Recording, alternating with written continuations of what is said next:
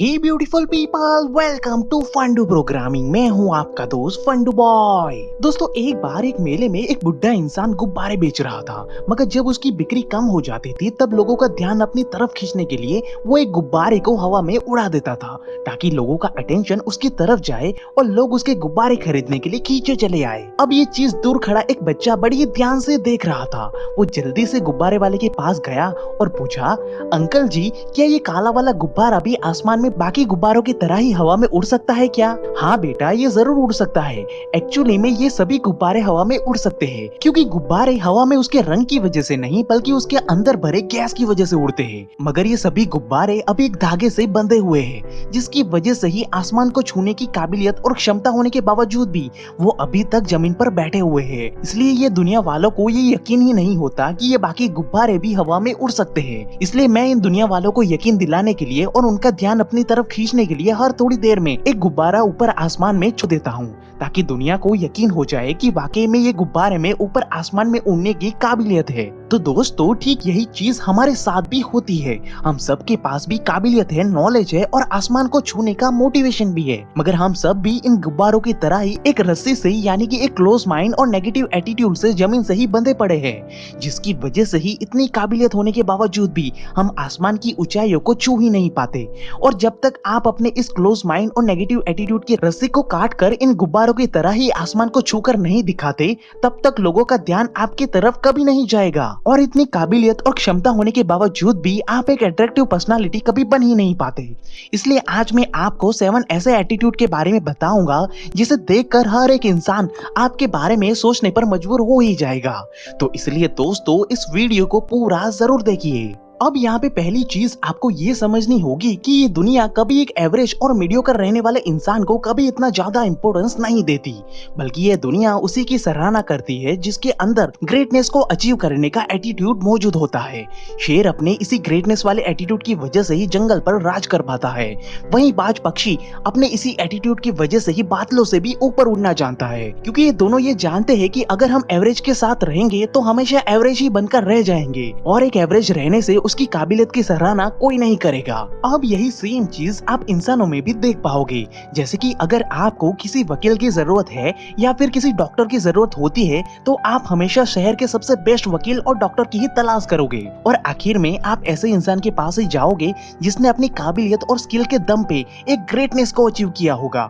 हालांकि यही same knowledge और स्किल बाकी लोगों के पास भी होती है, मगर उन लोगों ने कभी अपनी उस काबिलियत का इस्तेमाल करके कभी एक ग्रेटनेस को अचीव किया ही नहीं होता है। इसी वजह से वो समाज में अपनी एक यूनिक आइडेंटिटी बनाने में नाकामयाब साबित होते हैं, और इसी वजह से लोग उनसे इंप्रेस होने के बदले उन्हें इग्नोर करके चले जाते हैं। जबकि जिन जिन लोगों ने अपने काम से, अपने बिहेवियर में एक ग्रेटनेस का एटीट्यूड डेवलप किया होता है, उन्हें लोगों के पास कभी नहीं जाना पड़ता, बल्कि लोग खुद ब खुद उनके पास खींचे चले आते हैं। यकीन ना आए तो अपने शहर के सबसे बेस्ट डॉक्टर, टीचर और बिजनेसमैन को एक नजर उठाकर देख लेना, सच्चाई आपको खुद ब खुद पता चल जाएगी। दोस्त, अगली चीज आपको ये देखने को मिलेगी कि जो लोग बियॉन्ड द लिमिट जाकर भी अपना काम करने का जज्बा रखते हैं, लोग उनके उस एटीट्यूड के दीवाने हो जाते हैं। जैसे कि एक समय था जब पूरी दुनिया को ये लगता था कि भारत जैसा देश कभी आसमान की ऊंचाइयों को छू नहीं पाएगा।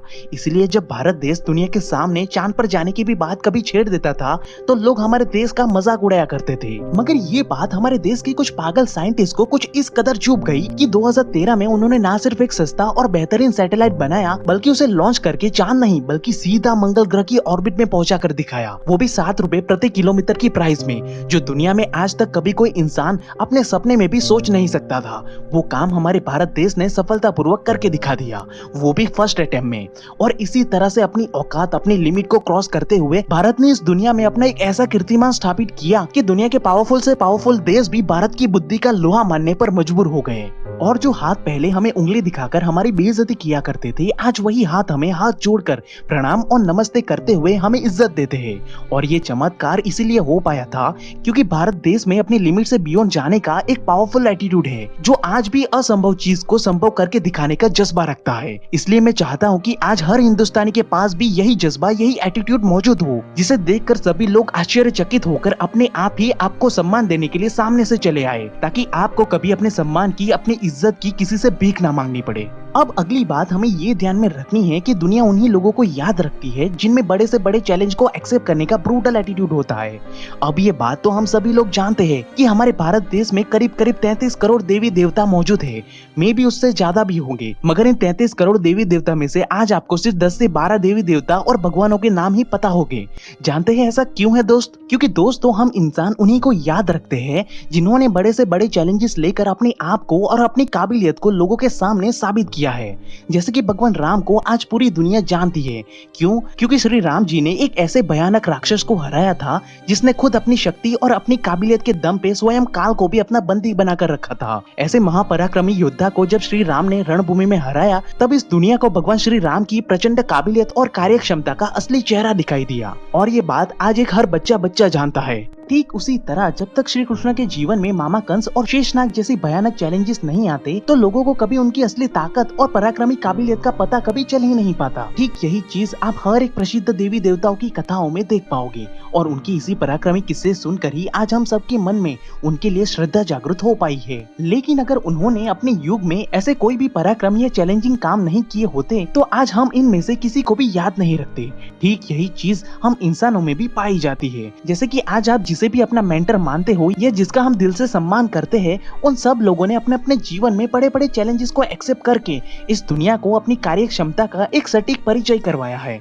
इसलिए आज हम उन्हें बिना कोई जोर जबरदस्ती के दिल से उन्हें सम्मान देते हैं और उनकी तरफ खींचे चले जाते हैं। अब अगली चीज हमें ये समझनी होगी कि हम सबको किसी भी इंसान का मनमोहक और मनोरंजन से भरा पॉजिटिव एटीट्यूड बहुत ही ज्यादा पसंद आता है। जैसे कि आपने खुद भी ये महसूस किया होगा कि जो बड़े से बड़े कलाकार होते हैं वो हमें उम्र भर एंटरटेन करते हैं अपने अभिनय से। वो हमें हंसाते हैं, रुलाते हैं, जोश और पॉजिटिविटी की ज्वाला को जगाए रखते हैं और इसी वजह से हम उनसे बहुत ही ज्यादा अटैच हो जाते हैं। और अगर गलती से भी जब ये अभिनेता हमारी दुनिया को छोड़कर चले जाते हैं तब हमें बहुत ही ज्यादा दुख होता है। मगर हैरानी की बात तो ये है दोस्तों कि आप इन कलाकारों को ना तो कभी पर्सनली जानते थे, ना ही वो आपसे कभी पर्सनली मिले भी थे, मगर फिर भी उन्होंने आपके दिल में इतनी स्पेशल जगह बना ली होती है कि आपको उनसे दूर जाने का बहुत ही गहरा सदमा लगता है।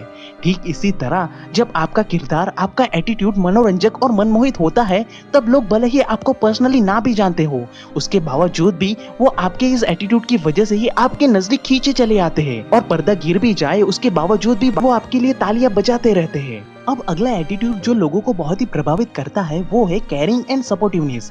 आप चाहे दुनिया के किसी भी कोने में क्यों ना चले जाएं, मगर आपके अंदर अगर केयरिंग एंड सपोर्टिव नेचर वाला एटीट्यूड होगा तो लोग खुद ब खुद आपके करीब खींचे चले आएंगे। जैसे कि अगर आपने कभी महेंद्र सिंह धोनी को खेलते हुए देखा होगा तो आपको ये पता चलेगा कि ये बंदा जब भी क्रिकेट के मैदान में उतरता है तो वो बस एक ही थॉट के साथ मैदान में उतर के आता है और वो होता है अपनी टीम को किसी भी कीमत पे जिताने का थॉट, जिसके लिए वो बड़े से बड़े चैलेंजेस को एक्सेप्ट करता है और अपनी हर एक रणनीति का बारीकी से ध्यान रखता है। यहाँ तक कि बल्लेबाजी करते समय भी उसका पूरा ध्यान इसी चीज पर होता है कि इंडिया को जीतने के लिए कितने रन चाहिए, ना कि इस चीज पर कि उसकी खुद की सेंचुरी कंप्लीट हुई है या नहीं। और महेंद्र सिंह धोनी के इसी केयरिंग एंड सपोर्टिव एटीट्यूड की वजह से ही आज भले ही करोड़ों लोग उन्हें पर्सनली नहीं जानते हो, मगर फिर भी पूरा देश उन्हें दिल से प्यार करता है और बिना कुछ कहे लोग अपने आप ही उनकी तरफ खींचे चले जाते हैं और उन्हें भरपूर सम्मान और प्यार देते हैं। अब अगली चीज आपको ये ध्यान में रखनी है कि जब तक आपके पास पावरफुल एंड स्ट्रॉन्ग लीडरशिप का एटीट्यूड नहीं होगा तब तक लोग आप पे भरोसा कभी नहीं करेंगे। जैसे कि अगर आपको कश्मीर से लेकर कन्याकुमारी तक बाय रोड सफर करना है तो आप किस तरह के ड्राइवर के साथ सफर करना पसंद करोगे? एक जो मेरे जैसा नौसिखिया ड्राइवर है जिसने आज तक कभी 10 किलोमीटर तक की भी जर्नी ठीक से कंप्लीट नहीं की है, या फिर नंबर 2 जो पिछले 6 साल से लगातार पूरे देश में कार को चला रहा है? तो भाई अब जाहिर सी बात है कि आप 6 साल के एक्सपीरियंस वाले ड्राइवर के साथ ही सफर करना पसंद करोगे, क्योंकि आपको तुरंत ही उसकी काबिलियत पे भरोसा आ जाएगा कि हाँ भाई इस ड्राइवर के पास भले ही मामूली सी कार है मगर फिर भी वो हमें सही सलामत अपनी मंजिल तक जरूर पहुंचा देगा। मगर वहीं दूसरी तरफ अगर मैं महंगी से महंगी स्पोर्ट्स कार भी लेकर क्यों ना आऊं, मगर फिर भी आप मेरे साथ सफर करने की गलती कभी नहीं करोगे। ठीक इसी तरह जब लोगों को आपकी काबिलियत और आपके पावरफुल लीडरशिप एटीट्यूड का एहसास होगा तभी वो आप पे भरोसा करके आपके साथ सामने से जुड़ना चाहेंगे। लेकिन अगर आपके पास लीडरशिप की सच्ची काबिलियत नहीं होगी तो फिर चाहे आप कितनी भी बड़ी बड़ी बातें क्यों ना कर लो, मगर फिर भी लोग आपके साथ कभी जुड़ना नहीं चाहेंगे। कड़वी बात है मगर यही सच्चाई है मेरे दोस्त। अब दोस्तों 1992 के ओलंपिक में डेरिक रेडमैन 400 मीटर की स्प्रिंट रेस को जीतने के लिए अपनी जी जान लगाकर भाग रहे थे, मगर 150 मीटर क्रॉस करते ही डेरिक अचानक से गिर पड़े क्योंकि उनके पैर की हैमस्ट्रिंग बीच रास्ते में ही फट गई थी, जिसकी वजह से वो खड़े भी नहीं हो पा रहे थे। लेकिन उसके बावजूद भी उन्होंने अपने आप को जबरदस्ती से खड़ा किया और लंगड़ाते हुए रेस को दौड़ने लगे। अब वो दर्द इतना ज्यादा था कि उनकी आंखें आंसुओं से भर गई थी, लेकिन फिर भी उन्होंने लंगड़ाते हुए अपने एक पैर से ही भागना कंटिन्यू रखा। बीच में उनके डैड भी उन्हें सपोर्ट करने के लिए आए और फाइनल लाइन से पहुंचने से पहले डेरिक को अकेला छोड़ दिया गया ताकि वो रेस को फाइनली पूरा कर सके। अब जाहिर सी बात है कि डेरिक रेस में सबसे लास्ट में आए थे, मगर फिर भी ये नजारा देखकर 6500 लोग की ऑडियंस खड़े होकर डेरिक को स्टैंडिंग ओवेशन दे रही थी और लोगों ने उन्हें इतनी ज्यादा रिस्पेक्ट दी कि जितनी उस रेस को जीतने वाले फर्स्ट विनर को भी नहीं मिली थी, क्योंकि डेरिक ने एक रियल मैन की तरह अपने नेवर गिव अप एटीट्यूड से सब लोगों का दिल जीत लिया था। उन्हें पता था कि चोट लगने के बाद वो कभी जीत नहीं पाएंगे, मगर फिर भी उन्होंने अपने नेवर गिव अप एटीट्यूड से उन्होंने रेस को पूरा किया और उनका ये जज्बा, ये एटीट्यूड लोगों के दिल को कुछ इस कदर छू गया कि आज भी लोगों को डेरिक का नाम सटीकता से याद है। मगर काफी लोगों को ये नहीं पता कि उस रेस में फर्स्ट कौन आया था। तो दोस्तों ठीक इसी तरह अगर आपके पास भी ऐसा ही एटीट्यूड होगा तो लोग अपने आप ही आपके बारे में सोचने पर मजबूर हो जाएंगे और चाहकर भी कभी आपको इग्नोर कर ही नहीं पाएंगे। तो दोस्तों इन 7 में से आपके अंदर कौन कौन से एटीट्यूड मौजूद है वो मुझे कमेंट करके जरूर बताइएगा। And at last, thank you for watching guys.